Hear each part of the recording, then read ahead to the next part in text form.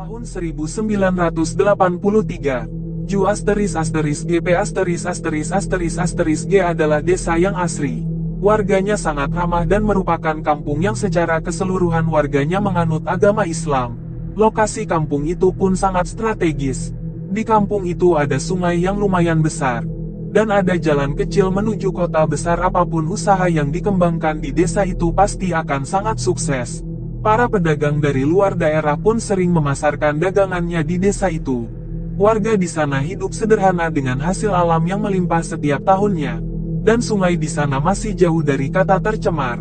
Pekerjaan sehari-hari warga hanya berkebun, menuri getah, menyadap karet, dan memancing. Hingga pada suatu hari warga desa kedatangan beberapa orang asing yang ingin membeli tanah desa untuk dijadikan sebuah tempat hiburan malam. Mereka terlihat berbicara dengan pembakal kepala desa ini. Dan satu gebrakan keras dari meja yang ada di ruangan pembakal. Si tamu itu terlihat sangat marah sehingga menggebrak meja dan segera berdiri berjalan keluar ruangan sambil menunjuk-nunjuk pada pembakal. Ketua pasti menyesal jika hakun menjual petak jitu dengan iki. Kalian pasti menyesal tidak mau menjual tanah ini pada kami, kata si tamu itu sembari menunjuk ke arah pembakal, yang hanya terdiam. Warga desa pun semakin penasaran mendengar kata-kata tamu asing itu. Hendak narai garang iet pembakal, mau apa memangnya dia itu pak pembakal? Tanya salah satu warga biasa. Awen hendak milih petak lebu ita akan maui wadah ulu baramian, biasa. Mereka mau membeli tanah desa kita untuk dijadikan tempat hiburan, biar kakue petak dan ita elah hakun injadikan wadah ulu baramian. Walau bagaimanapun tanah air kita jangan sampai dijadikan tempat hiburan, sahut warga. Nah, ceritanya akan dimulai setelah penolakan ini. Beberapa minggu setelah penolakan pembakal pada tamu asing atau yang dipanggil Pak Elias nama samaran itu, beberapa warga mulai terserang penyakit aneh, bagian tubuh yang sulit terjangkau oleh si pemilik tubuh. Ditumbuhi bisul sebesar piring. Bahkan cairan di dalam bisul itu pun terlihat jelas. Tidak seperti bisul kepnyakan yang cairannya berwarna putih seperti susu nanah, tapi bisul itu cairannya berwarna bening seperti air hujan. Namun yang anehnya, di saat warga mencoba menusuk dengan jarum, tidak tembus atau tepatnya tidak bisa pecah. Bahkan ditusuk dengan pisau pun tetap tidak mau pecah. Padahal bisul itu terlihat lembek dan seperti balon yang diisi air, namun tidak mau pecah. Semakin hari bisul-bisul itu semakin membesar. Warga yang terserang penyakit aneh itu pun sudah dibawa ke rumah sakit, namun hasilnya normal. Dan puncaknya, setelah bisul itu berbulan-bulan menyiksa, akhirnya pecah dengan sendirinya.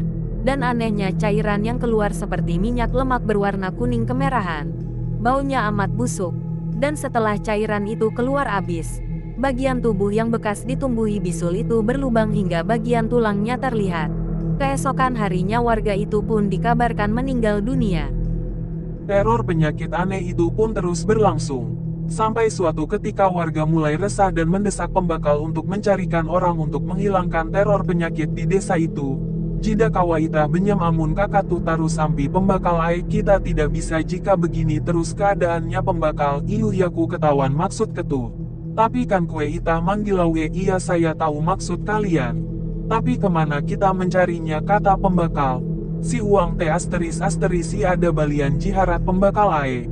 Cacubaan ki itah badinu iye, di dalam desa te si ada dukun yang sakti pembakal, kita coba jemput dia, jawab salah seorang warga yang istri dan anaknya baru saja meninggal. Iu amun kakate taru badinu iye, hamalem tu ketu belah eimbit ulu arma ngungsikan lebu silan helu. Iya, kalau begitu kita berdua berangkat menjemput dia. Malam ini kalian bawa warga mengungsi ke desa sebelah dulu, ucap pembakal. Kita coba jemput dia, jawab salah seorang warga yang istri dan anaknya baru saja meninggal. Iyu amun kakate taru badinu iye, hamalem tu ketu belah eimbit ulu arma ngungsikan lebu silan helu. Iya, kalau begitu kita berdua berangkat menjemput dia. Malam ini kalian bawa warga mengungsi ke desa sebelah dulu, ucap pembakal dan salah satu warga berangkat menggunakan speedboat milik desa. Singkat cerita, pembakal pun sampai di rumah dukun itu. Panggil saja nama dukunnya Amang Lehan, disamarkan masih ketulah. Mihuplah dan umawian ikitu kalian Islam ya. Apa kalian meminum air bikinan kami ini, ucap Amang Lehan sambil tersenyum. Barang abe iki tu mange, kami ini terserah amang saja, ucap pembakal sopan iu awi huang cirete ida mungkin kia iki membuat tangkal bawi hahaha iya. Soalnya dalam ceret itu tidak mungkin juga kami memasukkan daging ba asteris maaf tapi di Kalimantan. Tepatnya Kalimantan Tengah memang bila kita bertamu ke rumah orang yang berbeda agama dengan kita akan ditanya, apakah kita mau meminum atau tidak. Dan memang ceret serta gelasnya mereka asingkan, membeli gelas baru. Khusus untuk tamu yang muslim. Mereka sangat menghargai orang muslim maksud ketua manali yakuna. Kalau boleh saya tahu apa maksud kalian datang ke sini? Tanya Amang Lehan. Kakatu mange, si lebu iki ulu arbuah panyakit jijida biasa. Kilau bisul, hayak bawah. Malihi uluye, begini mang. Di desa kami warga terkena penyakit yang tidak biasa. Aneh, seperti bisul tapi setelah pecah orang yang terkena penyakit itu meninggal, ujar pembakal. Lamun kakate ampi berarti ulu lebu buah panah berantai, kalau begitu berarti warga desa terkena santet berantai, ucap Amang Lehan wepana kakue hindai temang. Santet seperti apa lagi itu mang? Tanya pembakal. Biasa ada ji inanam ulu si petak lebu ketuh, biasanya ada sesuatu yang ditanam orang di tanah desa kalian, manganai kakue mang. Menghilangkannya seperti apa mang? Tanya pembakal cemas. Kita akan ditanya, apakah kita mau meminum atau tidak? Dan memang ceret serta gelasnya mereka asingkan, membeli gelas baru. Khusus untuk tamu yang muslim. Mereka sangat menghargai orang muslim maksud ketua manali yakuna. Kalau boleh saya tahu apa maksud kalian datang ke sini? Tanya Amang Lehan. Kakatu mange, si lebu iki ulu arbuah panyakit jijida biasa. Kilau bisul, hayak bawah. Malihi uluye, begini mang. Di desa kami warga terkena penyakit yang tidak biasa.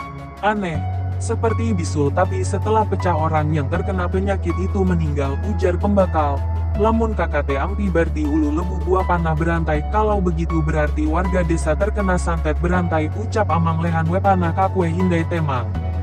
Santet seperti apa lagi itu mang? Tanya pembakal. Biasa ada ji inanam ulu si petak lebu ketuh, biasanya ada sesuatu yang ditanam orang di tanah desa kalian, manganai kakue mang. Menghilangkannya seperti apa mang? Tanya pembakal cemas. Baki kakue, sanggup latihan manganai. Terus bagaimana? Apakah Anda sanggup menghilangkannya? Jida sanggup yaku. Ulu ji mengirim panah jite harat pada yaku, saya tidak sanggup. Orang yang mengirim santet itu ilmunya lebih tinggi dari saya, ujar Amang Lehan menggeleng. Tapi, tuh yaku manenga alamat kawalku dengang. Coba ketu nali iye guru si pesantren daerah Banjarmasin. Si itu ada alamat Yaku yakin iye kawa menganai panah berantai si lebung, tapi ini saya memberi alamat teman saya padamu. Coba kalian datangi dia. Dia guru di pesantren di daerah Banjarmasin. Di sini ada alamatnya. Saya yakin dia bisa menghilangkan santet berantai di desamu, ucap Amang Lehan seraya menyerahkan gulungan kertas pada pembakal. Tulak be ketu, tampulu andau masih sunsung. Malar kejauh ketu kan kanite, kalian berangkat saja. Mumpung hari masih pagi. Lumayan jauh perjalanan kalian ke sana, ujar Amang Lehan. Inggi, lamun kakate aupian, iki balah untuk Mang Terima kasih banyak Mang Elah iya. Kalau begitu kata Anda, kami permisi dulu Mang. Terima kasih banyak Mang, ujar pembakal menyalami tangan Amang Lehan. Lamun ulu ardusa mikiran. Lamun awen balua pada lebu. Awen aman be kalau warga desa. Jangan dipikirkan. Jika mereka keluar dari wilayah desa kalian maka mereka akan aman saja, ujar Amang Lehan seolah tahu apa yang dipikirkan pembakal. Dan pembakal pun menghela nafas lega mendengar perkataan Amang Lehan. Yu Mang. Balahun iki tuh, mari Mang. Kami permisi. Mereka pun dengan cepat melesat melalui anak sungai dan segera menuju Sungai Barito. Benar saja perjalanan mereka memakan waktu kurang lebih 4 jam perjalanan. Dan mereka masih harus naik untuk mencari pesantren yang tertulis di dalam kertas yang diberikan Amang Lehan tadi. Sekitar setengah jam mereka berjalan. Akhirnya mereka sampai di pesantren yang dimaksud. Assalamualaikum WB. Ujar pembakal mengucapkan salam dari luar pagar. Waalaikumsalam WB, sahut seorang anak muda sembari membukakan pagar untuk tamu yang datang. Guru Hamidnya adakah? Apakah Guru Hamidnya ada? Tanya pembakal pada pemuda itu. Inggi ada Sidin di dalam. Yuk masukkan ke dalam. Iya. Beliau ada di dalam. Mari masuk ke dalam, Abah Guru. Ini ada yang mencari Pian. Abah Guru. Ini ada yang mencari. Assalamualaikum WB, ucap pembakal dan temannya bersamaan. Waalaikumsalam WB, jawab Guru Hamid sembari berdiri menghampiri tamunya. Masuk-masuk. Jangan supan-supan, masuk. Jangan sungkan-sungkan, ujar Guru Hamid mempersilahkan tamunya masuk dan duduk. Baihaki, ulah akan pang banyugasan tamu kita neh nak ai, Baihaki. Buatkan minuman untuk tamu kita ini nak. Inggi bah. Iya bah, sahut pemuda yang tadi. Kenapa tadi jadi mencari Abah kesini? Ada apa ya sampai mencari Abah kesini? Ujar Guru Hamid tersenyum dan pembakal pun menceritakan semua yang terjadi di desanya hingga ia bertemu Amang Lehan dan mendapatkan alamat pesantren itu. Astagfirullah 3x, jadi kayak itukah kisahnya? Ayu jalimbas makanan kena kita tulakan ke kampung Ikam, jadi seperti itu ya ceritanya. Baiklah, setelah makan nanti kita langsung berangkat ke desamu. Alhamdulillah 3x, ucap pembakal dan temannya. Nah bah minumannya, ini bah minumannya, kata pemuda tampan yang bernama Baihaki itu sambil tersenyum. Buhan Ikam masak naklah. Limbas tuh suruh santri yang lainnya siap-siap. Kita tulakan ke kampung Paman Mini, kalian memasak ya nak. Setelah itu suruh santri yang lain siap-siap. Kita akan pergi ke desa Paman ini, ujar Guru Hamid sembari menunjuk pada pembakal. Setelah beberapa lama, masakan para santri pun terhidang. Nah ayolah kasih makan Buhan Ikam. Nyaman limbas nek kita tulakan, nah mari cepat makan. Biar setelah ini kita berangkat, suruh Guru Hamid pada pembakal dan temannya. Bubuhan santri pang kenapa kada makan bah? Para santri kenapa tidak makan bah? Tanya pembakal seraya menyandok nasi. Buhannya tuh makanan di dapur, mereka mungkin lagi makan di dapur, ujar Guru Hamid tersenyum. Setelah selesai makan, mereka berbincang-bincang sejenak, dan mulai bersiap-siap untuk berangkat. Baihaki, di kiau pang bubuhan santri yang lain. Padahal kan Abah menunggui di lanting tuh. Baihaki, tolong panggilkan santri yang lainnya, dan bilang Abah menunggu di lanting-lanting adalah rumah yang terapung di atas air. Kalau di daerah Kalimantan Selatan, biasanya di bawah lanting dipasang ribuan bambu agar bisa mengapung. Tapi kalau di daerah Kalimantan Tengah, di bawah lanting biasanya dipasang batang pohon yang ringan. Inggi bahai, kena kami manunti pian. Iya bah, nanti kami menyusul. Guru Hamid dan dua tamunya pun meninggalkan halaman pesantren itu menuju sungai. Dan setelah beberapa saat menunggu, akhirnya para santri datang membawa beberapa tas. Sekitar 17 orang santri ikut ke desa Ju **G Pa **G, dan mereka mulai memasukkan barang bawaan mereka ke dalam speedboat. Ada 4 speedboat yang mengikuti pembakal dari belakang. Setelah memakan waktu perjalanan hampir 7 jam, mereka pun sampai di desa itu. Dan Guru Hamid menyuruh santrinya menggelar alas duduk yang mereka bawa dari pesantren. Mereka mulai membaca doa. Hahaha.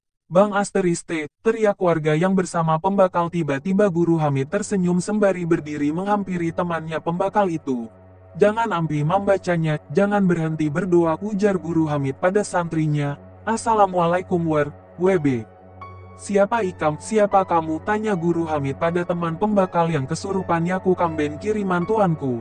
Aku hantu, jin iblis kiriman tuanku, jawab warga itu.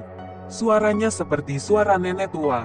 Gasan apa Tuan Ikam mengirim Ikam ke sini? Untuk apa tuanmu mengirimmu ke sini? Mampatei Sandea Ulu Lebu, membunuh semua warga desa. Kali ini suaranya seperti lelaki tua. Berapa jumlah kamben yang dikirim ke sini? Berapa jumlah hantu yang dikirim ke sini? 30. Siapa yang ditugas akan memimpin Buhan Ikam? Siapa yang ditugaskan memimpin kalian? Aku. Kali ini suaranya terdengar sangat berat. Aku kada hendak membunuh Buhan Ikam Hamid ae. Lebih baik Ikam bulik, aku tidak mau membunuhmu Hamid. Lebih baik sekarang kamu pergi, hidup mati itu di tangan Allah SWT. Hahaha, Allah. Bangsa kami paling kuat. Lebih kuat pada Buhan Ikam, bangsa kami paling kuat. Lebih kuat dari kalian. Para santri yang mendengar itu mulai berzikir. La ilaha illallah hex. Santri, haulah. Makhluk itu mengejek dan tertawa. Baihaqi, tolong ambil akan banyu di dalam tas abah tuh. Baihaqi, tolong ambilkan air yang ada di dalam tas abah itu, ujar Guru Hamid. Setelah air di dalam botol itu ada di tangan Guru Hamid, warga yang kerasukan itu mulai berhenti mengejek para santri. Ikam tahu banyu apa ini? Kamu tahu ini air apa? Tanya Guru Hamid tersenyum. Bang Asteriste, sudah kupadahkan jangan umpat campur urusan tuan kami. Sudah ku bilang jangan ikut campur urusan tuan kami. Kadada niatku umpat campur urusan majikan Ikam. Tapi majikan Ikam sudah terlalu benar membunuh orang-orang kampung sini. Tidak ada niatku untuk ikut campur urusan majikanmu. Tapi majikanmu sudah keterlaluan membunuh orang-orang yang tidak bersalah di desa ini. Air yang di dalam botol itu pun disiramkan ke badan dan wajah warga yang kesurupan itu. Anehnya ketika air itu mengenai badan dan wajahnya warga itu seperti tergantung melayang. Bang Asteriste, ikau Hamid, Bang Asteriste kamu Hamid, teriak warga yang kesurupan itu. Ikam memilih bulik ke majikan Ikam kah atau hendak ku gantung di sini terus? Kamu memilih pulang pada majikanmu atau mau aku gantung di sini? Ucap Guru Hamid. Warga yang kesurupan itu diam saja. Matanya terpejam dan mulutnya terus meracaukan bahasa yang tidak dimengerti. Teriakan para santri dan pembakal yang disergai batuk berdarah. Hahaha, sudah kupadahkan. Aku lebih kuat pada siapa aja. Sudah ku bilang, aku lebih kuat dari siapapun, ujar warga itu tertawa angkuh. Baca bacaan yang sudah abah lajarin naklah. Baca doa yang sudah abah ajarkan ya nak, ucap Guru Hamid sambil berjalan memutar kadada yang lebih kuat daripada Allah. Allahu Akbar 3x, tidak ada yang lebih kuat melebihi Allah. Guru Hamid memukul warga itu dengan daun sawang. Maaf ya, aku gak tahu bahasa Indonesianya daun sawang itu apa. Cuma di Kalimantan daun sawang biasanya digunakan untuk ditanam bersama uri bayi yang baru lahir. Bisa juga buat pengobatan tradisional. Daun sawang ditakuti oleh makhluk halus dan sebangsanya. Setelah dipukul dengan daun sawang, tiba-tiba warga yang kerasukan itu muntah darah kental dan berbau sangat busuk. Ampuni aku Hamid, ujar warga yang kerasukan itu merintih. Siapa ngaran majikan Ikam, lawan apa tujuannya membunuh warga kampung sini? Siapa nama majikanmu? Dan apa tujuannya membunuh warga desa di sini? Majikanku Elias. Inya hendak mengambil alih tanah di kampung sini. Nama majikanku Elias. Dia ingin mengambil alih tanah di desa ini. Tolong bebas akan aku. Aku rela mengabdi lawan Ikam. Asal jangan antar aku bulik wadah majikanku. Apa pander Ikam tuh kawa dipercaya? Apa omonganmu itu bisa dipercaya? Ucap Guru Hamid tersenyum. Aku berjanji. Aku kada bakalan mengingkarinya, aku berjanji. Aku tidak akan pernah mengingkarinya. Kayak apa aku bisa percaya lawan makhluk jahat kayak Ikam tuh? Bagaimana aku bisa percaya dengan makhluk jahat seperti kamu itu? Kayak apa caranya aku maulah Ikam percaya? Bagaimana caranya aku bisa membuat kamu percaya? Agama apa Ikam nih? Apa agama kamu saat ini? Majusi. Hakunlah Ikam empat agamaku wan berjanji atas nama Tuhanku. Maukah kamu ikut agamaku dan berjanji atas nama Tuhanku? Warga itu terdiam beberapa saat dan akhirnya mengangguk. Umpati aku, ikuti aku, asyhadu an la ilaha illallah wa asyhadu anna Muhammadar Rasulullah. Aku bersaksi tiada Tuhan yang berhak disembah melainkan Allah. Dan aku bersaksi sesungguhnya Nabi Muhammad adalah utusan Allah. Dan si warga yang kerasukan itu mengikuti setiap yang diucapkan Guru Hamid. Dan aku berjanji tidak akan mengganggu umat muslim lagi. Jika aku melanggar janjiku aku rela dilaknat oleh Allah, ucap warga itu disertai tangis. Jalan mana Ikam keluar? Kamu keluar lewat mana? Tanya Guru Hamid. Aku masuk jalan 2/R. Aku hendak keluar jalan telinga. Aku masuk lewat 2/R. Dan aku mau keluar lewat telinga. Belum sempat Guru Hamid mengucapkan sesuatu, warga itu mengerang kesakitan dan memuntahkan cairan berwarna kuning bercampur darah. Dan dari telinganya keluar darah segar. Astagfirullah, ucap mereka semua. Kasihan benar inya nih. Kasihan sekali dia ini, kata Guru Hamid. Setelah beberapa saat kemudian warga itu mulai siuman. Tapi dia sudah tidak bisa berbicara lagi. Dan indera pendengarannya pun rusak. Pembakal menangis melihat temannya itu. Baru saja istri dan anaknya meninggal. Sekarang dia menjadi cacat setelah meminumkan air kepada warga itu. Guru Hamid berwudu dan sholat di tengah-tengah lapangan desa itu.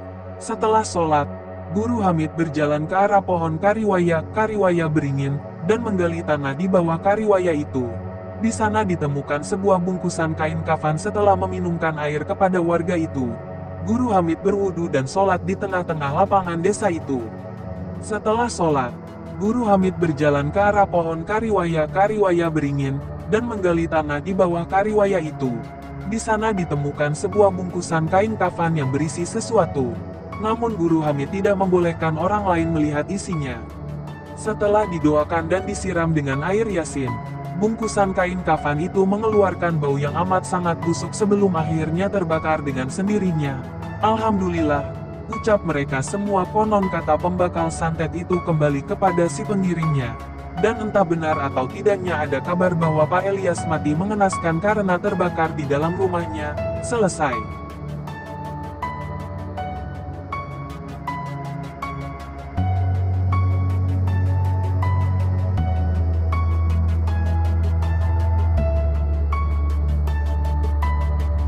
Pengalaman mistis selama di kos Jalan Mat Haryono Malang. Ini pertama kali aku bikin thread. Jet maaf bila berantakan. Cerita ini berdasarkan apa yang aku dan teman-teman kos alamin. Bagi yang tahu tempatnya mohon dirahasiakan keren kos TSB masih aktif. Takutnya entar gak laku lagi. Jadi pertama-pertama kenalin namaku Jendro. Di sini aku mungkin pakai nama asli dan teman-temanku JG nama asli saja biar mudah. Aku kuliah di FISIP UB 2007 ambil komunikasi massa. Awal masuk kuliah, aku masih kos di daerah Jalan Kerto Asri, seberang Sardo Swalayan. TP cuma betah setahun di situ. Bukan karena angker kok, meski beberapa teman sempat lihat. Aku kuliah di FISIP UB 2007 ambil komunikasi massa. Awal masuk kuliah, aku masih kos di daerah Jalan Kerto Asri, seberang Sardo Swalayan. TP cuma betah setahun di situ. Bukan karena angker kok, meski beberapa teman sempat lihat.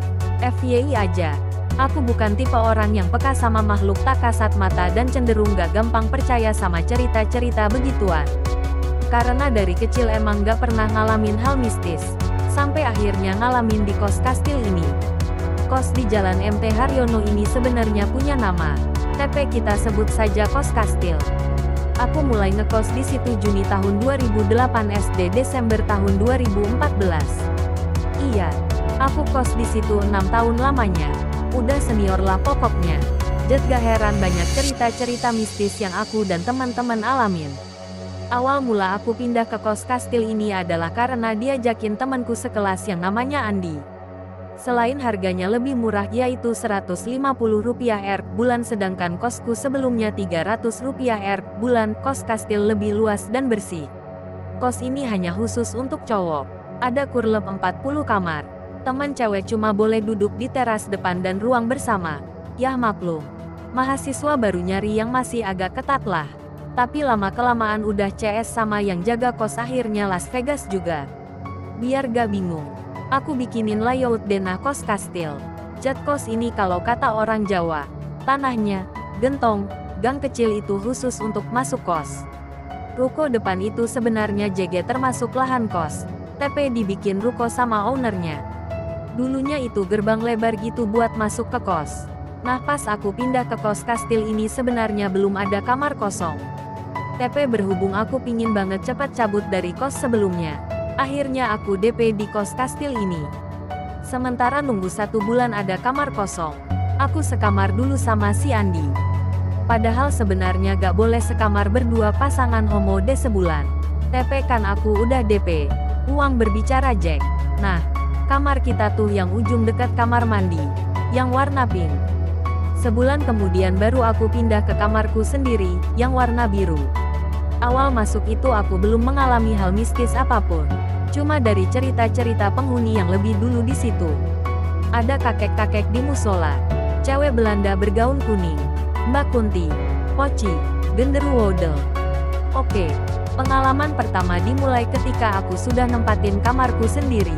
Mungkin bisa disebut perkenalan.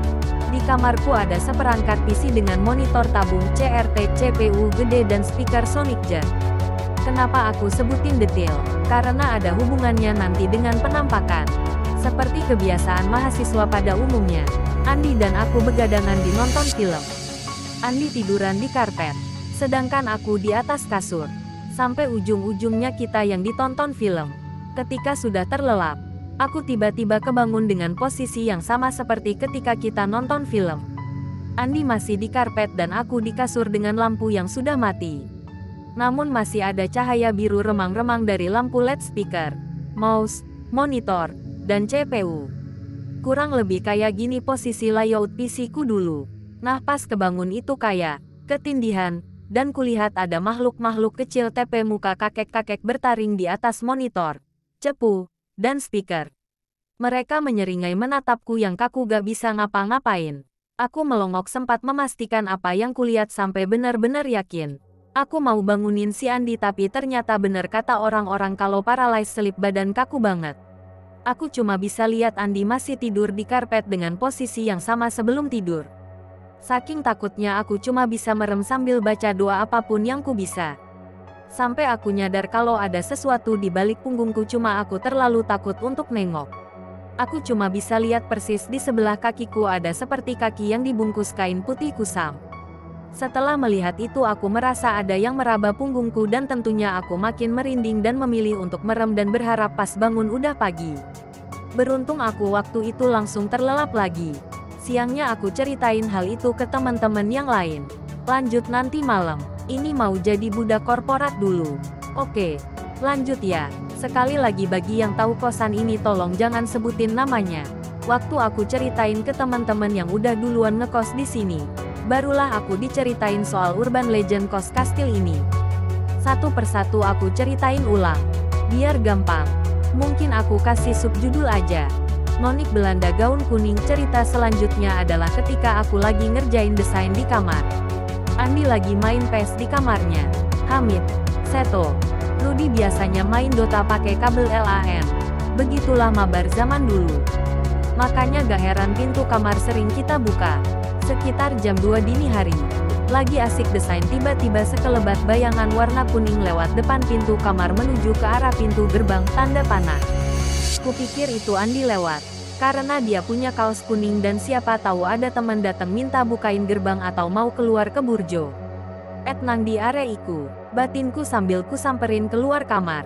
Tapi ketika aku nengok ke arah gerbang, semuanya hening. Gak ada sosok dia. Sekalipun dia lari juga pasti kelihatan karena jarak ke gerbang cukup jauh.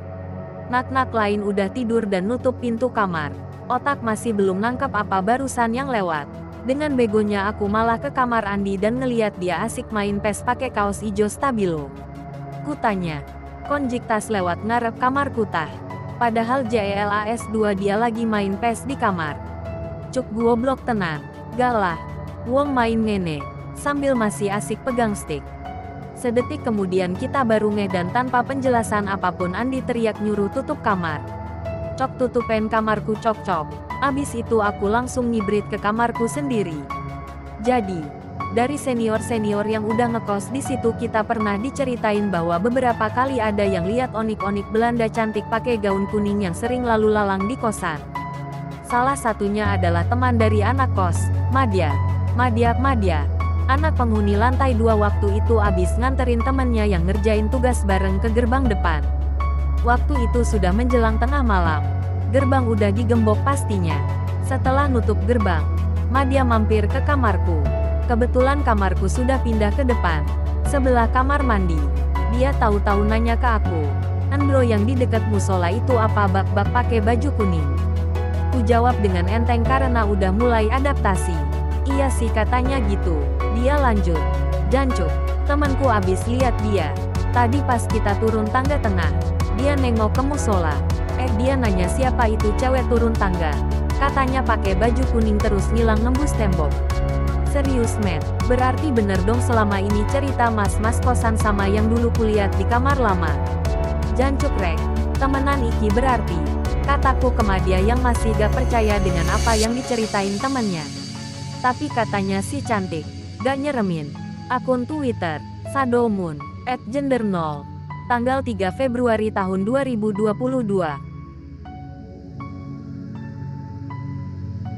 Cerita mistis disantet teman sekampung. Si cantik Laura tiap malam dengar suara kodok hingga malu keluar rumah lantaran wajah penuh nanah. Ilustrasi kisah horor Laura dapat kiriman santet cerita mistis dialami wanita cantik. Sebut saja namanya Laura.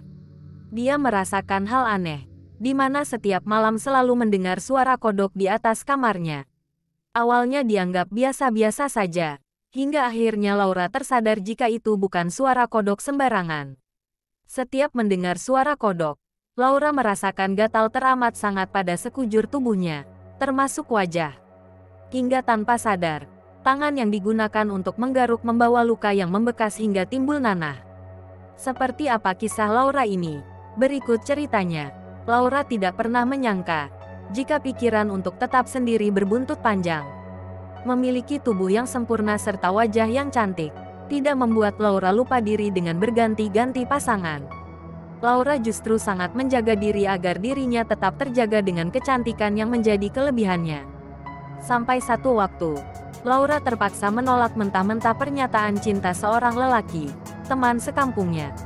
Dari penolakan itulah awal mula petaka dirasakan Laura hingga akhirnya rasa percaya diri hilang lantaran malu sekujur tubuhnya timbul nanah yang berbau.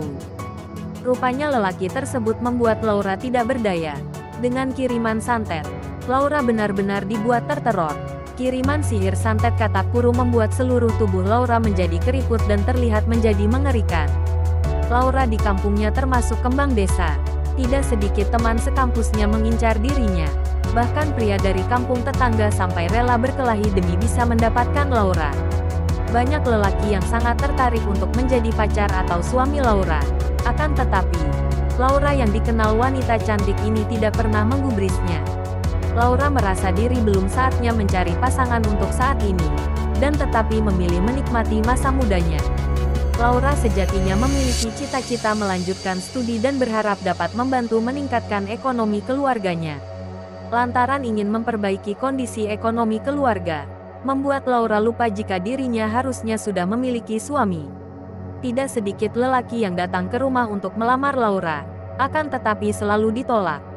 Bukan karena Laura tidak mau, akan tapi dirinya menyadari jika menikah memerlukan biaya, dan dirinya harus pergi meninggalkan keluarga untuk mengikuti suaminya nanti. Arif adalah pria yang sangat menggilai Laura. Beberapa usaha dilakukan, akan tetapi selalu ditolak. Bahkan lamaran dengan mahar luar biasa, juga ditolak Laura. Lamaran pria yang sangat tergila-gila pada Laura ini sampai ditolak 2 kali. Laura mengatakan bukan tidak menghargai ketulusan Arif yang ingin meminangnya. Saya minta berkali-kali bahwa seharusnya berteman dulu.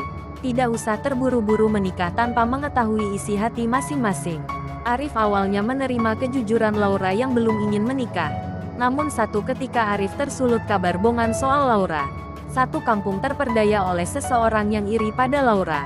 Kepada Arif orang tersebut mengatakan jika Laura sebenarnya sudah memiliki kekasih dan tak lama lagi akan menikah.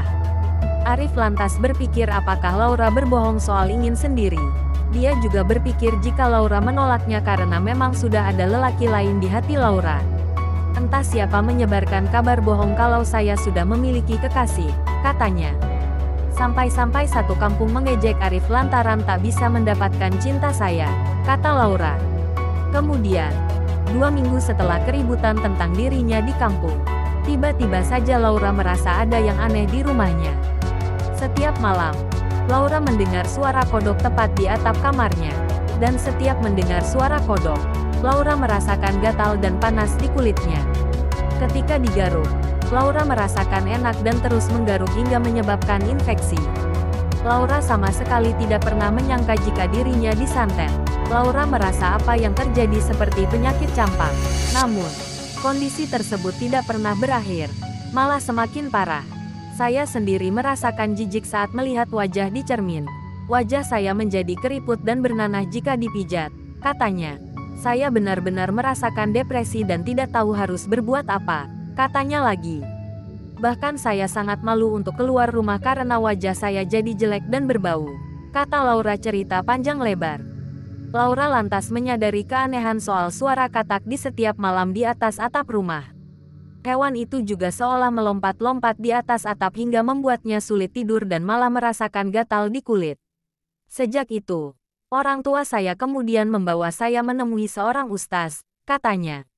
Dari sana Laura baru sadar jika dirinya disantet. Us tersebut memberitahu bahwa ada orang yang dekat dengan saya merasa sakit hati hingga tega mengirim sihir jahat, ujarnya. Setelah itu, sang ustaz mengobati Laura dengan air doa dan beberapa ramuan herbal. Dan rupanya ustaz tersebut berhasil mengobati Laura setelah setiap kali selesai pengobatan dibarengi dengan salat malam setiap hari. Alhamdulillah situasi di rumah baik, dan saya juga terus membaik dengan sholat yang setiap malam dilakukan, katanya. Sumber, Mestar, Stis yang terkenal. Simak beberapa cerita horor kisah nyata populer berikut ini. Cerita horor kisah nyata. Kalau kamu sering menonton film, baca novel atau mendengarkan podcast horor, kamu pasti tahu bahwa Indonesia punya banyak sekali kisah-kisah mistis. Cerita-cerita ini ada yang berasal dari legenda yang diceritakan dari generasi ke generasi berikutnya. Ada juga yang terkenal baru-baru ini karena viral. Tidak hanya itu, setiap daerah di Indonesia biasanya punya sosok atau cerita horor tersendiri. Saking populernya, beberapa cerita mistis dari daerah bahkan sampai ada yang diangkat menjadi film. Ini membuktikan bahwa hal-hal berbau horor memang memiliki sisi menarik tersendiri bagi masyarakat Indonesia. Mau tahu cerita horor kisah nyata yang paling populer di Indonesia? Yuk simak 9 di antaranya berikut ini. Cerita horor nyata Indonesia. 1. Nyi Roro Kidul. Bagi penikmat kisah mistis, cerita Nyi Roro Kidul pasti sudah tidak asing lagi. Disebut-sebut sebagai Ratu Pantai Selatan, kisah Nyi Roro Kidul sangat terkenal di kalangan warga Jawa. Versinya pun bermacam-macam. Salah satunya ada yang mengatakan bahwa ia adalah Putri Kandita, putri dari Raja Siliwangi. Karena sang putri tak disukai oleh saudara-saudara serta para selir, dia konon dikutuk dengan penyakit kusta. Sang ayah pun dihasut untuk mengusir Putri Kandita. Inilah yang membuatnya kemudian melarikan diri ke Laut Selatan. Sampai sekarang, masyarakat percaya bahwa sang putri masih sering menampakkan diri dengan mengenakan baju hijau saat datang ke pantai. 2. Wewe Gombel. Cerita horor nyata Indonesia yang berikutnya adalah kisah Wewe Gombel. Cerita tentang seorang wanita yang bunuh diri setelah membunuh suaminya itu sudah terdengar cukup lama di Indonesia. Kisah ini bermula saat sang wanita yang tak bisa memberi keturunan mendapati suaminya selingkuh. Wanita yang berasal dari daerah Gombel di Semarang ini pun membunuh suaminya. Gombel sendiri adalah daerah yang memiliki latar belakang mistis sebagai tempat pembunuhan di masa kolonial. Wewe Gombel biasanya muncul untuk menculik anak-anak menjelang maghrib. Anak-anak itu konon akan dibawa ke alam lain. Karena kisah Wewe Gombel inilah muncul kepercayaan di tengah-tengah masyarakat untuk tidak membiarkan anak-anak mereka keluar rumah saat menjelang maghrib karena khawatir akan dibawa oleh Wewe Gombel. 3. Si Manis Jembatan Ancol. Kalau kamu menghabiskan masa kecil di tahun 1990-an, cerita horor nyata tentang Si Manis Jembatan Ancol pasti sudah tak asing lagi. Cerita tentang seorang wanita yang tewas di daerah Ancol ini sempat diangkat menjadi film dan serial televisi. Ada beberapa versi kisah asli dari Si Manis Jembatan Ancol. Ada yang mengatakan bahwa gadis itu adalah Maryam yang melarikan diri dan kemudian diperkosa lalu dibunuh di daerah Ancol. Maryam konon kabur dari rumah karena ia akan dipersunting oleh seorang saudagar kaya yang tidak dia sukai. Cerita kedua mengatakan kalau Si Manis Jembatan Ancol aslinya bernama Arya. Sama seperti Maryam, Arya juga akan dijodohkan dengan seorang pria kaya bernama Oi Tambasia. Karena tak suka, Arya pun mencoba kabur. Sayangnya, dia bertemu lagi dengan orang suruhan Oi dan akhirnya dibunuh dan dibuang di Ancol. Sampai saat ini, warga setempat mengaku masih sering melihat sosok gadis ini berdiri di atas jembatan Ancol. Keberadaannya sering dikaitkan dengan peristiwa kecelakaan yang kerap terjadi di daerah itu. 4. Lampor. Selain kisah Wewe Gombel, Lampor juga merupakan legenda mistik yang berhubungan dengan waktu maghrib. Cerita ini bermula dari Temanggung, Jawa Tengah. Masyarakat setempat percaya bahwa Lampor adalah hantu yang membawa keranda terbang dan datang untuk menculik orang-orang. Kalau sudah diculik Lampor, orang tersebut tidak akan bisa pulang lagi. Kalaupun berhasil kembali, biasanya mereka akan jadi gila atau linglung. KKN di Desa Penari. Sejak pertama kali diceritakan via akun Twitter @simplem81378523, Cerita tentang KKN yang dilakukan oleh sejumlah mahasiswa di desa penari itu langsung viral. Diceritakan, tim KKN tersebut mengalami berbagai peristiwa misterius di luar akal sehat selama aktivitas KKN mereka di desa itu. Bahkan 2 di antara mereka menghilang. Popularitas cerita KKN tersebut kemudian membuat sebuah rumah produksi MD Entertainment mengangkatnya ke dalam format film layar lebar. Sejak pertama kali ditayangkan pada bulan April tahun 2022, film tersebut berhasil menyedot 9 juta penonton dan menjadi film Indonesia terlaris sepanjang masa. 7. Melahirkan dibantu makhluk halus. Cerita ini bermula saat ada seorang ibu hamil yang akan melahirkan. Dia lalu datang ke rumah sakit dan melahirkan dengan selamat. Keanehan mulai muncul ketika sang ibu keluar dari rumah sakit. Warga sekitar merasa heran. Pasalnya rumah sakit tempat ibu tersebut melahirkan ternyata sudah sejak lama tutup. Meski begitu, sang ibu tetap yakin kalau dia memang datang ke rumah sakit asli karena di dalamnya ada dokter, perawat dan pasien lain. 8. Rumah Kentang. Rumah Kentang adalah salah satu urban legend yang berasal dari kota Bandung. Berada di Jalan Banda, ada sebuah rumah yang konon pernah jadi tempat peristiwa tewasnya seorang anak kecil yang masuk ke dalam kuali. Kuali itu biasa dipakai untuk merebus kentang.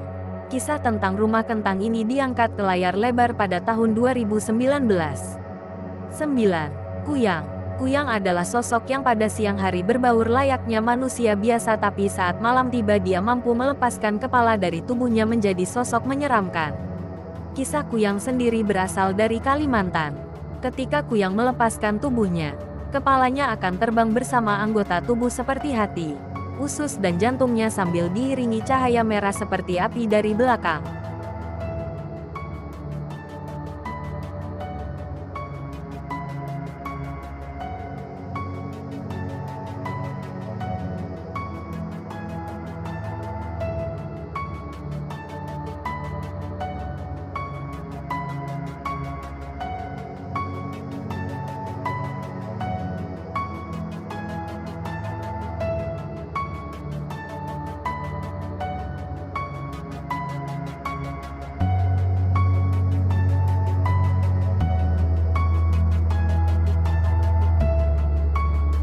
Adalah cerita horor pengalaman mencekam melewati jalur angker. Cerita horor yang tidak akan pernah aku lupakan. Aku tak pernah membayangkan seandainya perjalananku ketika itu menjadi perjalanan panjang yang tak berujung di jalur angker. Tepatnya pada tanggal 1 Mei tahun 2017 silam. Sekiranya pukul 22 ketika kulihat jam di layar gawaiku.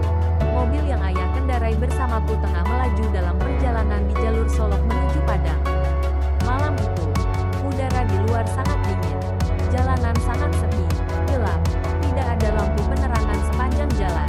Hanya cahaya lampu mobil yang kita tumpangi yang memecah kegelapan. Aku yang tadinya ingin beristirahat sejenak, menjadi takut untuk membiarkan ayah menyetir sendiri. Ditambah, di luar, hujan mulai turun. Ayah cukup sulit untuk melihat situasi jalanan saat malam hari. Apalagi ditambah guyuran hujan. Selain karena penglihatannya yang mulai kurang jelas, tentunya karena memang tidak ada pencahayaan lampu jalanan sama sekali. ADVERTISEMENT.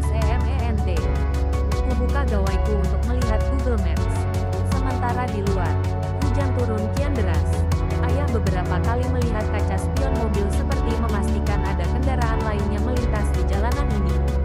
Namun, nihil, malam itu benar-benar sepi mencekam. Pepohonan di kiri kanan jalan seolah membawa perjalanan kami semakin dalam menuju kegelapan. Setelah beberapa kilometer perjalanan, kini kami melewati jalan yang penuh pohon-pohon besar di kiri dan kanan. Sementara di balik pepohonan itu terdapat jurang yang begitu curam. Karena kami berdua, aku merasa harus tangkas menghadapi situasi apapun malam itu. Ayah yang berulang kali mengeluh akibat rabun, membuatku sedikit cemas. Namun, kami merasa sedikit lega. Tidak lama dari itu, terlihat dari kaca spion, ada seberkas cahaya lampu yang mulai menyusul mobil yang kami kendarai.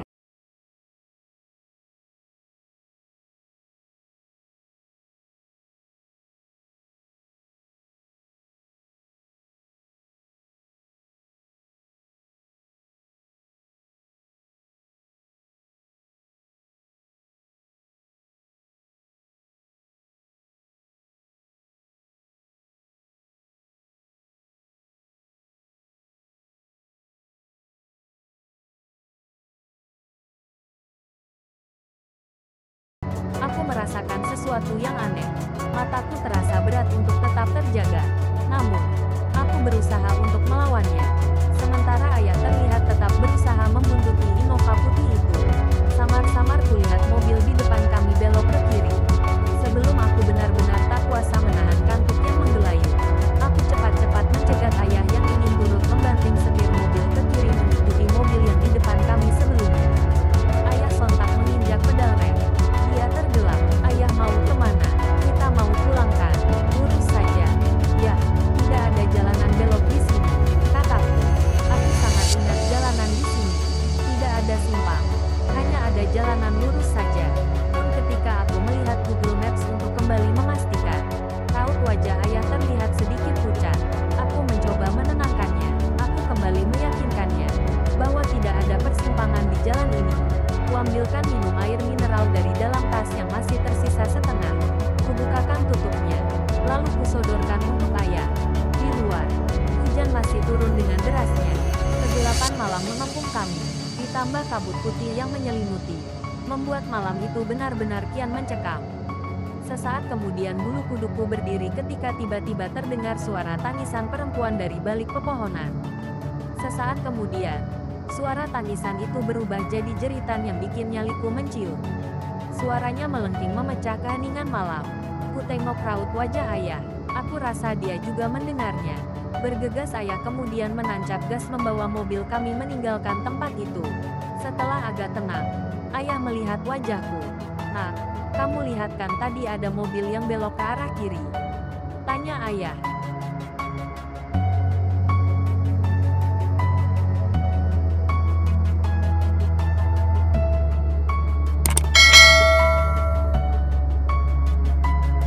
Cerita petualangan di Gunung Merbabu dan segala kehidupan di dalamnya. Seorang pengguna akun Twitter bernama @wahyuarianten_bawah alias Wahyu menceritakan kisah horor petualangannya di Gunung Merbabu lewat thread di Twitter. Di tahun 2016 Wahyu dan temannya yang bernama Hendra pergi ke Gunung Merbabu. Namun ia berencana melewati jalur yang sudah belasan tahun ditutup dan baru dibuka, yaitu jalur Suwanting yang terletak di Kabupaten Magelang. Namun sebelum keberangkatan Wahyu mendengar dari temannya kalau jalur Suwanting adalah jalur angker tepatnya di Lembah Manding. Saat di perjalanan menuju Merbabu, Wahyu dan Hendra sempat menabrak kucing hingga tewas. Mereka pun langsung menguburkan kucing tersebut. Setelah menguburkan kucing tersebut, mereka pun melanjutkan perjalanannya. Namun saat di perjalanan Hendra, tiba-tiba saja Hendra rem mendadak karena melihat sosok kakek-kakek yang tiba-tiba melintas di depannya. Wahyu dan Hendra pun sampai di pos tepat jam 1 siang untuk beristirahat sejenak di sana. Mereka pun bersiap-siap serta mengurus simaksi. Saat tengah mengurus simaksi, ternyata ada petugas yang berpesan untuk berhati-hati saat sampai di Lembah Manding. Mereka pun berjalan hingga sampai bertemu dengan hutan rimba yang dikelilingi banyak pohon pinus. Saat mereka mencoba beristirahat di tempat tersebut, mereka tiba-tiba mencium bau busuk. Mereka pun kaget saat muncul sosok berwarna putih yang ternyata adalah pocong. Gak cuma itu, saat perjalanan mereka ke pos 2 ternyata mereka bertemu dengan sosok kakek-kakek memanggul kayu bakar. Namun saat disapa, kakek tersebut tak berucap sedikit pun. Ternyata sosok tersebut adalah kakek yang ditemui Hendra saat di perjalanan sebelumnya. Saat hari sudah gelap, mereka tetap melanjutkan perjalanan mereka menuju Lembah Manding. Tak disangka Hendra pun mengeluarkan sebatang rokok dan merokok saat perjalanan. Mereka berdua pun merasakan kalau ada yang menarik-narik cariernya. Gara-gara hal itu Wahyu pun terjatuh. Namun saat Hendra berusaha menolongnya, ternyata Hendra melihat ada sosok lelaki tua yang menarik kaki Wahyu. Mereka pun baru menyadari kalau ini adalah malam purnama. Tepat pukul 8 malam mereka pun sampai di Lembah Manding. Hendra pun langsung azan sebelum melanjutkan perjalanannya dan selalu berdoa. Saat itu Hendra kembali mengeluarkan rokok dan kencing di Lembah Manding hingga akhirnya mereka menginap di sana karena kondisi kaki Wahyu yang memar. Mereka pun memasang tenda. Namun setelah itu mereka kembali mencium bau busuk. Tiba-tiba saja muncul sosok putih yang ternyata adalah kuntilanak. Gak cuma itu, mereka pun tiba-tiba mendengar suara kidung. Bahkan ada yang menggoyang-goyangkan tenda mereka. Setelah bertemu dengan beberapa sosok menyeramkan tersebut pun esok paginya mereka berhasil berada di puncak Merbabu dan bertemu dengan banyak pendaki.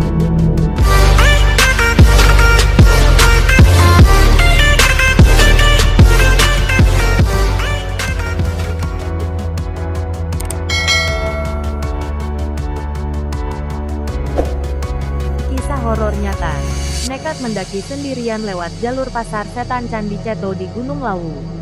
Cerita mistis pendakian. Kisah mistis nan horor dari cerita misteri Gunung Lawu. Cerita mistis ini berasal dari seorang laki-laki bernama Nando yang suka sekali mendaki gunung. Meskipun dalam perjalanannya Nando naik sendirian, ia tetap nekat naik gunung.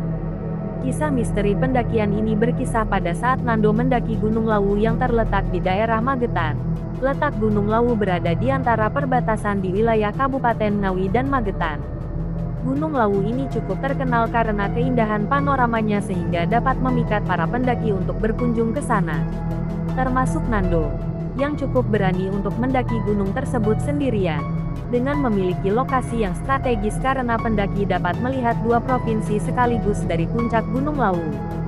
Sehingga setiap tahunnya gunung ini tidak pernah sepi pendaki. Ini, konon dari beberapa cerita yang terdengar dari para pendaki. Terdapat cerita misteri yang tersimpan di balik Gunung Lawu ini yaitu jalur yang dinamai Jalur Candi Ceto. Menurut beberapa orang dan masyarakat, Jalur Candi Ceto diyakini memiliki kisah horor tersendiri sebagai tempatnya para lelembut atau bangsa atau disebut juga Pasar Setan Gunung Lawu.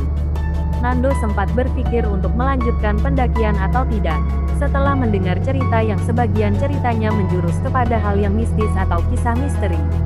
Namun, ia mencoba untuk tidak peduli. Setelah mempersiapkan barang-barang dan logistik untuk pendakian, ia pun siap untuk berangkat menuju Gunung Lawu. Nando berangkat naik bus arah Jawa Timur pada jam 10 pagi dan sampai pada jam 18 malam. Nando yang sudah sampai langsung melanjutkan pendakian, setelah melewati beberapa pos. Waktu sudah malam, Nando mendaki dengan hanya membawa peralatan dan dirinya sendiri di tengah keheningan malam menuju puncak Gunung Lawu. Setelah dirasa sudah mencapai setengah perjalanan, Nando pun duduk dan beristirahat dengan menyandarkan dirinya beserta tas karier di bawah pohon. Bertemu sosok misterius. Pada saat sedang duduk, Nando melihat dari arah gelap yang cukup jauh dari hadapannya. Ada seseorang yang berdiri. Ia pun menghampirinya. Terlihatlah seorang laki-laki berusia cukup matang di atas Nando berpakaian adat Jawa dengan memakai bendo Jawa berwarna coklat. Laki-laki itu pun memperkenalkan diri. "Mas, nama saya Tejo." Nando yang sudah mulai keringatan pun menjawab dengan ramah. Iya mas, saya Nando." "Mas mau pergi ke puncak Gunung Lawu ya?" Tejo bertanya lagi. "Iya mas." "Yowes, saya tunjukkan jalur yang cepat ya mas biar cepat sampai ke sana." "Oh gitu ya, oke deh bang. Tapi dengan syarat, kalau kamu lewat ke jalur Candi Ceto, kalau ada yang manggil jangan nyahut. Kamu lempar uang aja kalau ada yang manggil." "Ngerti." Nando yang mendengar syarat dari Mas Tejo itu pun mulai berpikir mengenai pasar setan yang sudah ia tahu. Jangan-jangan maksud dari si Bang Tejo ini pasar setan itu, pikirnya. Nando pun kembali melanjutkan perjalanan dengan mengikuti Mas Tejo dari belakang. Setelah beberapa lama, Nando mulai mendengar suara-suara samar seperti ada keramaian dari jauh. Semakin dekat, keramaian itu semakin terdengar, seperti situasi orang-orang sedang berkumpul. Namun Nando tidak melihat apapun di sana. Pada saat lewat di keramaian itu, Nando merasa ada yang manggil-manggil dia dengan menawari sesuatu. Nando merasa sedikit takut, namun kembali mengingat syarat dari Mas Tejo. Nando pun melemparkan uang koin, tanpa melihat keramaian suara tanpa jasad di belakang. Seketika setelah melempar koin, keramaian itu pun menghilang. Mas Tejo berhenti mengantarkan Nando setelah melewati Candi Ceto. "Mas, sampai di sini saja ya saya anterin. Saya masih ada urusan," katanya. "Oh iya mas, makasih banyak loh ini." Nando yang sedang berbicara pun menoleh ke belakang. Namun Mas Tejo tadi sudah menghilang tanpa jejak. Nando dibuat kaget seketika. Nando pun melanjutkan perjalanan menuju puncak Gunung Lawu. Ia pun akhirnya berhasil sampai sehingga dapat melihat keindahan panorama dari puncak tersebut. Nando pun memasang tenda untuk bermalam di puncak, sebelum besok kembali pulang ke rumahnya. Singkat cerita, Nando sampai di rumah. Nando merasa sangat kecapean. Saat hendak beristirahat, ia melihat sebuah koran tergeletak di meja makan rumah Nando dengan bertuliskan berita, "Pendaki yang hilang di Gunung Lawu telah ditemukan dalam keadaan meninggal seminggu yang lalu," dengan foto orang yang meninggal tersebut. Betapa kagetnya Nando melihat foto orang yang memakai baju Jawa dengan bendo coklat itu yang tak lain adalah Mas Tejo yang sudah baik karena sudah mengantarkan dan menunjukkan jalur Candi Ceto kepada Nando. Hah, seminggu yang lalu, berarti hihi. Nando menggigil seketika karena terlalu merinding dan takut sampai tidak bisa berkata-kata lagi. Orang yang Nando temui kemarin adalah hantu dari Mas Tejo yang sudah meninggal seminggu yang lalu dan jasadnya baru saja ditemukan. Asteris. Sumber, kanal YouTube.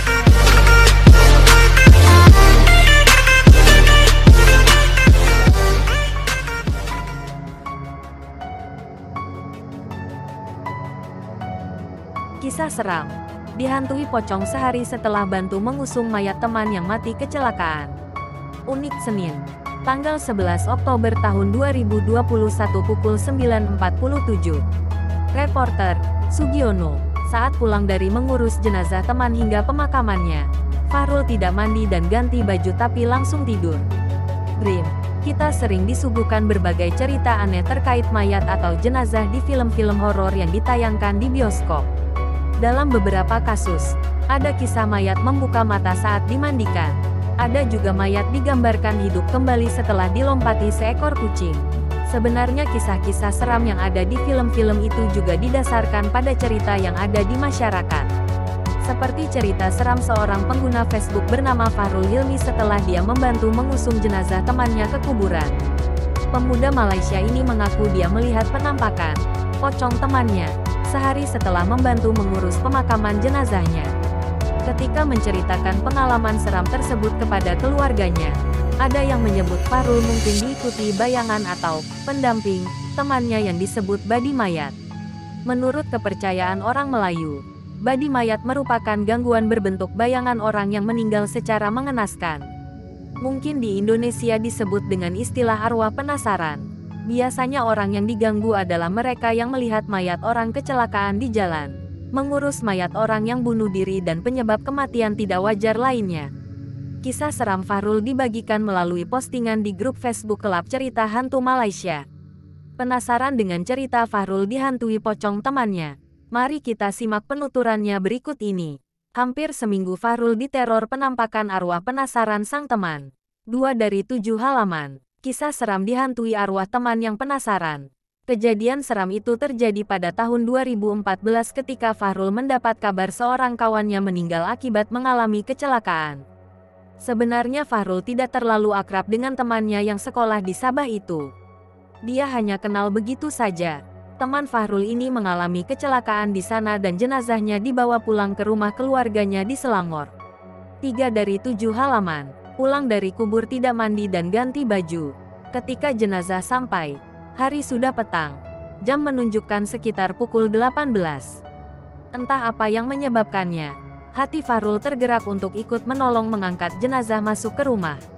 Setelah disolatkan sekitar jam 18.30, jenazahnya langsung dimakamkan.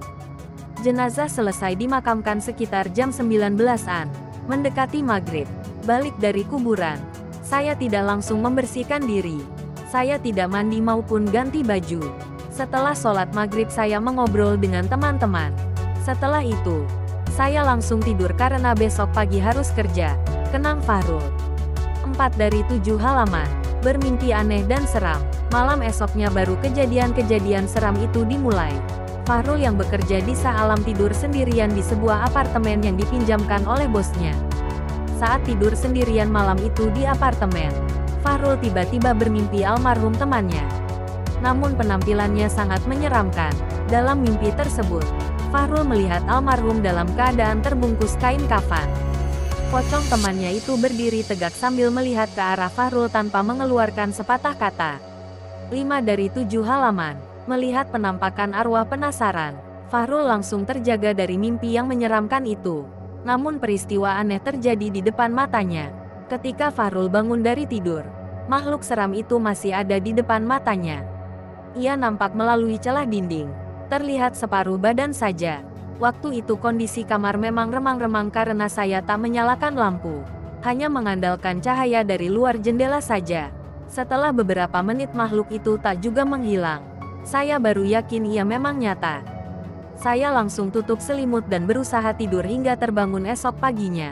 kata Fahrul. 6 dari 7 halaman. Mimpi dan penampakan seram muncul lagi. Waktu tidur di malam kedua, Fahrul menyalakan lampu. Tapi dia masih mengalami mimpi menyeramkan yang sama. Saat terbangun, makhluk itu tampak jelas karena lampu kamar menyala terang. Pocong itu berdiri di tempat yang sama seperti malam sebelumnya. Tak ingin memperumit keadaan, Fahrul langsung tarik selimut. Dia berusaha tidur sampai tertidur betulan karena memang sudah lelah setelah pulang dari bekerja. 7 dari 7 halaman. Teror arwah penasaran hampir seminggu. Pengalaman mimpi tapi nyata itu berlangsung terus-menerus hampir seminggu. Sampai akhirnya Fahrul tidak tahan. Dia keluar dari apartemen dan pindah ke rumah bibinya. Sejak pindah ke rumah bibinya, teror penampakan pocong temannya tidak pernah terjadi. Fahrul juga sudah tidak pernah mimpi seram lagi. Setelah mengalami kejadian-kejadian seram itu, saya ada sedikit rasa takut ke kuburan. Apalagi kalau ada orang meninggal. Saat ada saudara meninggal, saya cuma sebentar di kuburan. Pas pulang saya langsung mandi bersihkan diri terus ganti baju, pungkasnya.